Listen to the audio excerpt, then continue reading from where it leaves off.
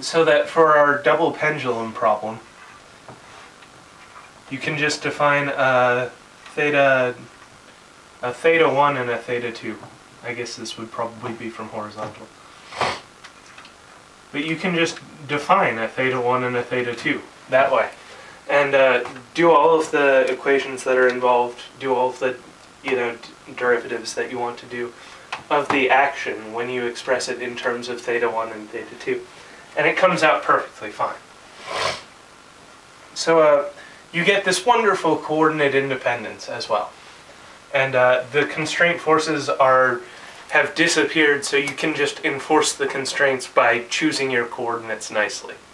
You can reflect the degrees of freedom of the system with the coordinates, and everything is fine.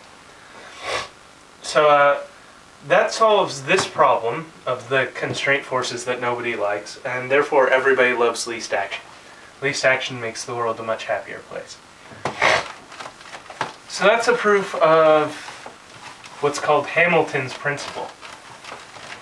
That of all of the paths that a particle could take, the one that it does take between the 2 points will be the one that minimizes the difference between kinetic and potential energies. Or minimizes the time integral of kinetic and potential energies.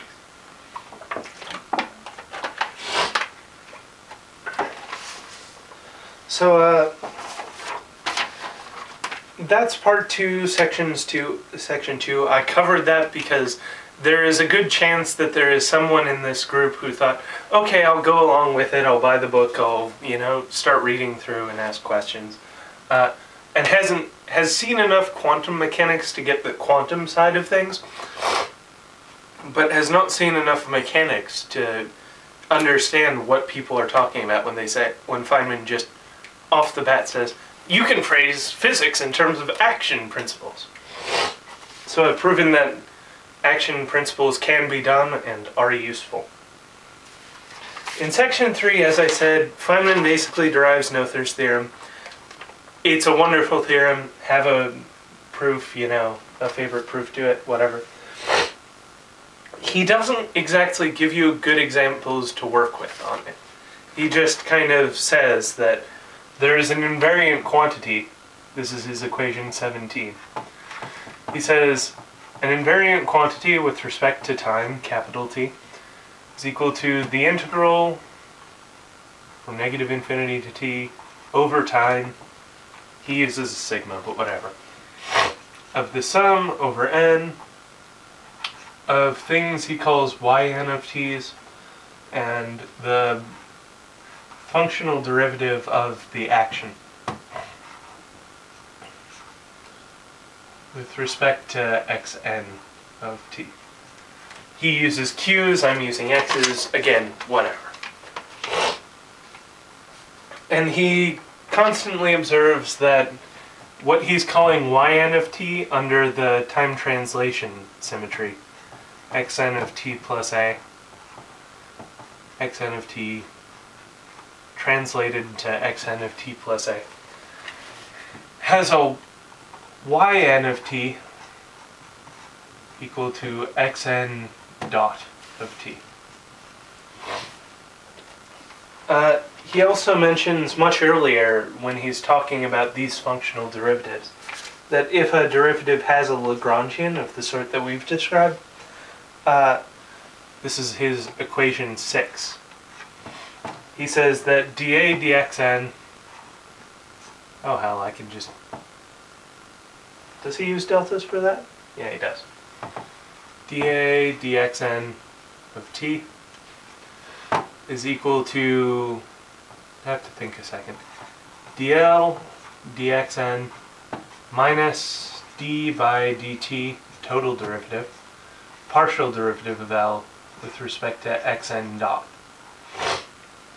Something which you may not have noticed is that in this whole calculus that we're developing, you treat xn dot as if it were an independent variable distinct from xn.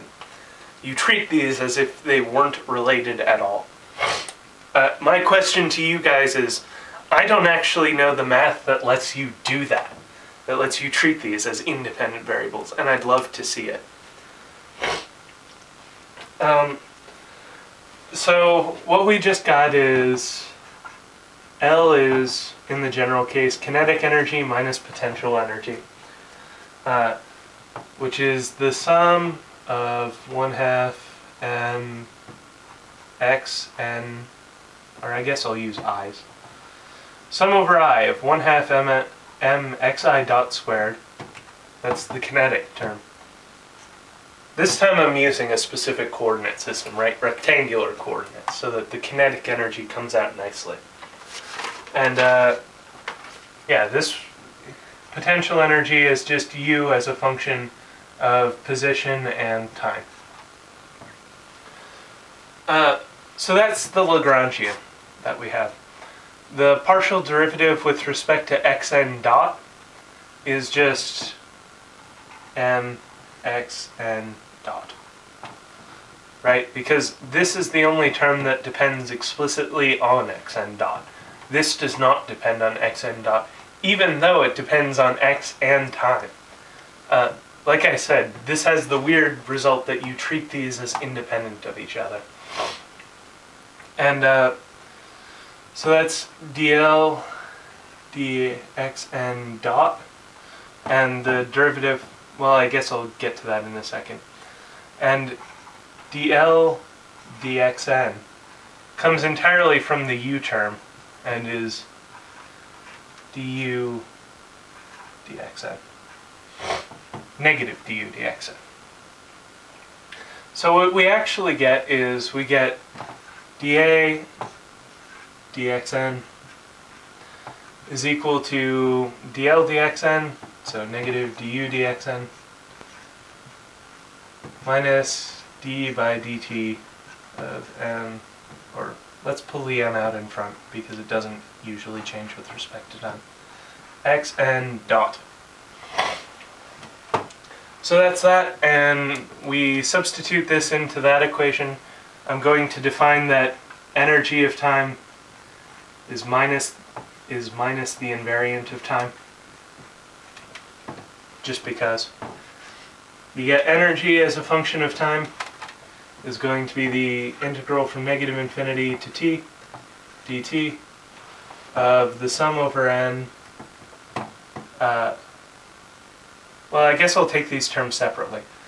Du dxn times the yn, which is xn dot.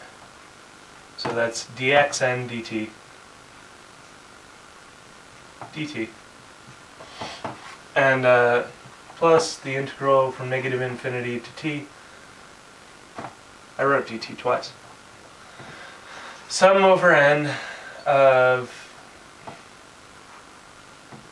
well, m sum over n, m sum over n, xn dot dxn dot dt.